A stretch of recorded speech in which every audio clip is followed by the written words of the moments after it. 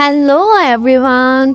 इस एपिसोड के स्टार्ट में हमें दिखाते हैं कि एक्चुअली पहले तो यूरी मानता ही नहीं है कि वो किसी और एकेडमी में जाएगा, लेकिन बहुत मुश्किल से जून को उसे कन्विंस करती है और कहती है तुम्हारी फर्स्ट प्रेफरेंस यही है कि तुम इसी साल यूनिवर्सिटी में एडमिशन लो और वहाँ का सक्सेस रेट 80% है। वहाँ की बेस्ट टीचर तुम्हें पढ़ाएगी मेरी स्पेशल रिक्वेस्ट पर। और इन दी एंड यूरी को भी मानना पड़ता है एक्चुअली जो फील्ड यूरी ने सिलेक्ट की थी उसमें जून को स्पेशलाइज नहीं करती थी। इंडियन उसे भी मानना पड़ता है क्योंकि वो जल्दी से जल्दी यूनिवर्सिटी में एडमिशन लेकर जुनको को अपनी फीलिंग्स बताना चाहता था। अब उसके बाद वो लोग उसी एकेडमी में जाते हैं जो कि बहुत हाई क्लास की थी। जुनको को वहाँ पर टीचर मोमो दिखाई देती है। वो बहुत सुंदर थी और उसके पास हर वो चीज थी, वो सक्सेस थी, वो वेल्थ थी जो कि एक्चुअली जुनको के पास नहीं थी। वो उसे देखकर कहीं ना कहीं सोचती कि काश मैं इसी तरह की अडल्ट बनती। मोमो एक्चुअली अपने स्टूडेंट्स में बहुत फेमस थी और वो हमेशा उनसे ऐसे ही बिहेव करती थी कि जैसे वो उसके फ्रेंड्स हो, उनसे बहुत फ्री हो जाती थी और इसी वजह से स्टूडेंट्स की एक लंबी क्यूज के हमेशा तैयार रहती थी। वो यूरी की ट्रेनिंग भी बहुत प्यार से करती है। यहाँ पर वो उसके पिंक हेयर को एक दफा टच करना चाहती थी कि इनका कलर कितना सुंदर है, लेकिन वो उन्हें हाथ नहीं लगाने देता, ऑल्दो उसने जुनको को छूने दिया था।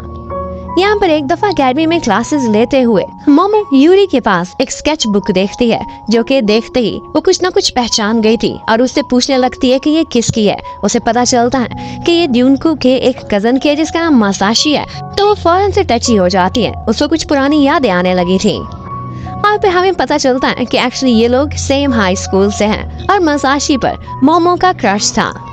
एक्चुअली मोमो को तो ये सब पहले दिन से ही पता था, लेकिन जुनको ने फील नहीं किया था क्योंकि मोमो की अपीयरेंस बहुत बदल चुकी थी और उसने अपना नाम भी चेंज किया था। और फिर इसके साथ ही हमें फ्लैशबैक में ले जाते हैं।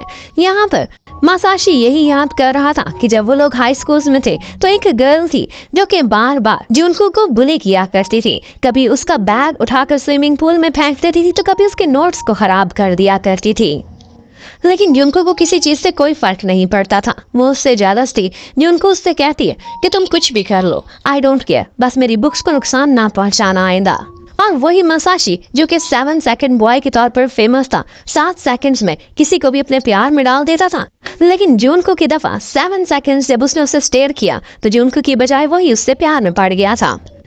और उसके बाद हमें दिखाते हैं कि यावा के पीछे उसकी एक्स वाइफ आती है। एक दफा उसे बताती है कि डैड आजकल बहुत बीमार हैं और कहीं ना कहीं ऐसा लग रहा था कि उसकी वाइफ अब बहुत गिल्ट फील कर रही है और यामा को वापस पाना चाहती है।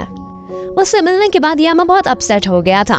वो जुनको को कॉल करता है कि मैं तुम्हें मिलना चाहता हूँ। वो कहती है अभी तो बहुत देर हो गई है और वो उसकी विंडो के ऊपर चढ़ता हुआ बैल्कनी से ऊपर पहुंच जाता है। ऐसा करता हुआ वो काफी कूल दिखता है। वो उसे सब बता रहा है कि स्कूल टाइम में मैं कैसे तुम्हारा पीछा किया करता था, लेकिन तुमने कभी बुक से ऊपर नजर उठा कर ही नहीं देखा था। जबकि उधर यूरी को दिखाते हैं जैसा जुनको के साथ स्कूल में हुआ करता था, यूरी के साथ एकेडमी में हो रहा था। एक लड़का उससे बहुत जेलस था और उसके नोट्स खराब कर दिया करता था। एक्चुअली उस बॉय को इस चीज का गुस्सा था कि मोमो टीचर ज्यादातर यूरी को तवज्जो देती है और उसको नहीं, और इसी जेलसी में उसके हाथ एक इम्पोर्टेंट चीज भी लग चुकी थी जो कि वो इंटरनेट पर डाल देता है। इस चीज का सबूत कि टीचर मोमो ने अपनी रेज़्यूमे में झूठ बोला है। वो लंदन से पढ़कर नहीं आई थी बल्कि यहीं से ही पढ़ी हुई थी। उसने अपना नाम चेंज किया है, उसने 2 डिवोर्स भी ली हुई है और यही बात मसाशी भी जाकर जुनको को दिखाता है कि तुम्हें वो लड़की याद है जो तुम्हें बुली किया करती थी, ये वही मोमो है।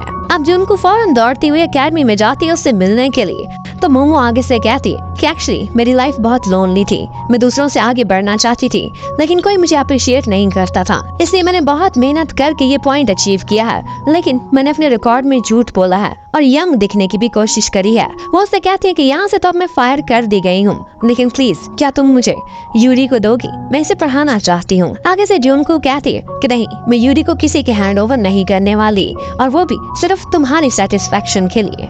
ये बात सुनकर यूरी को बहुत स्पेशल फील होता है। वो बाहर जाता है और जुनको को हक कर लेता है और कहता है कि जिस तरह से आपने बोला कि आप मुझे किसी से शेयर नहीं करेंगी, ये बात मेरे लिए बहुत स्पेशल थी। वो उसका थैंक्स करता है, एक स्वीट सा हक देने के बाद वहाँ से चला जाता है।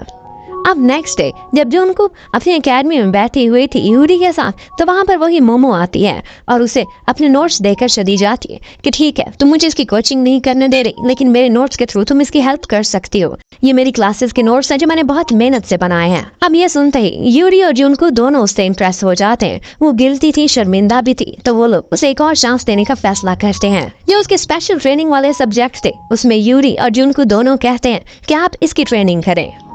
अब ये सुनते ही मोमो भी खुश हो जाती और उसे एज अ स्टूडेंट एक्सेप्ट कर लेती है। अब काफी सारे फ्रेंड्स एक छोटी सी रीयूनियन पर मिलते हैं और यहाँ पर बहुत अरसे बाद मसाशी और मोमो का भी आमना सामना हुआ था। मोमो का लगता था आज भी मसाशी पर क्रश है, ऑल्दो उसकी दो दफा डिवोर्स भी हो चुकी थी, लेकिन अभी वो सिंगल। यहाँ पर वो सारे फ्रेंड्स मिलकर एक गेम खेलते हैं और उस गेम में कुछ ऐसा सा रिजल्ट आता है कि जैसे दो कपल्स को डेट पर जाना पड़ेगा और वो कपल सिलेक्ट होते हैं, एक तो मसाशी का मोमो के साथ और दूसरा यामा का जुनको के साथ। तो ये डेट पूरा करने के लिए उन्हें डेट पर तो जाना ही पड़ेगा। जबकि उधर हमें दिखाते हैं कि यूरी के डैड आज बहुत अपसेट थे, वो किसी के साथ फोन पर चिल्ला रहे होते हैं और इसका असर यूरी पर क्या होगा तो है आगे जाकर पता चलेगा। जबकि उधर दिखाते हैं कि आज के दिन यूरी का एक एग्जाम था, जबकि उसी टाइम पर जुनको की डेट थी। यामा बिल्कुल है कि हीरो की तरह बहुत कूल स्टाइल में एक बाइक पर उसे पिक करने के लिए आता है। उससे बोलता है कहा था स्कर्ट्स मत पहनना क्योंकि मैंने बाइक लेकर आनी है। एक्चुअली उसने स्कर्ट्स पहनी भी नहीं थी। अब वो दोनों बाइक पर बैठते हैं और जुनको बहुत एंजॉय करती है। यामा ने सोचा था कि पहले इसे मूवी दिखाने ले जाता हूँ, लेकिन आगे सारी टिकट सोल्ड आउट थी। उसके बाद वो एक फेमस रेस्टोरेंट पर जाते पर वो भी सारा बुक था और अब इन द एंड वो दोनों बीच पर बैठे होते हैं और कोल्ड कॉफी पी रहे थे। यामा उसके क्लोज आकर पूछता है कि क्या मैं तुम्हें किस कर सकता हूँ, लेकिन जुनको उसे परमिशन नहीं देती थी। तो वो सारा टाइम यामा के साथ, लेकिन बार बार उसे यूरी का ख्याल आ रहा था कि वो पता नहीं क्या कर रहा होगा, उसका एग्जाम कैसा होगा। जबकि उधर मसाशी को दिखाते हैं वो बैंकर था, हर चीज में परफेक्ट था, लेकिन डेटिंग और रोमांस में से कुछ भी नहीं आता था। वो अगर मोमो को डेट पर लेकर भी गया था तो कहाँ, एक काउ फार्म दिखाने के लिए जहाँ पर बेचारी के सारे नए शूज गंदे हो जाते हैं। वेल, अब सारा दिन डेट पर बिताने के बाद यामा जुनको को ड्रॉप करने के लिए उसके एकेडमी के बाहर तक आता है। वो पूछता है क्या मैं तुम्हारा हार्ट फ्लटर करने में कामयाब हुआ, लेकिन जुनको कहती मैं कोशिश करूंगी तुम्हारे लिए फॉल करने की।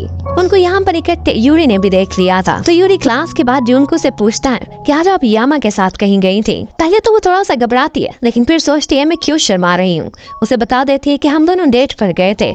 ये सुनते ही यूरी ज्यादा सो जाता है। वो इतना हर्ट हुआ था कि खामोशी से वहाँ से निकल जाता है।